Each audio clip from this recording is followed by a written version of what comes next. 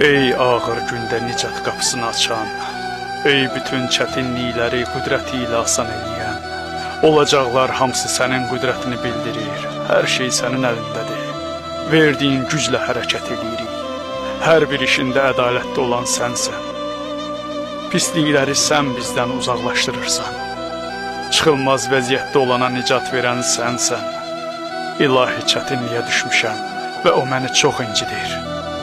Öz qüdrətinlə bu işdə bizə kömək ol. Bizi öz hökmündən yönəld. Açıq olanları sən bağladın. Bağlı olanları sən açdın. Qarşımdakı çətinlikləri sən asan elədin.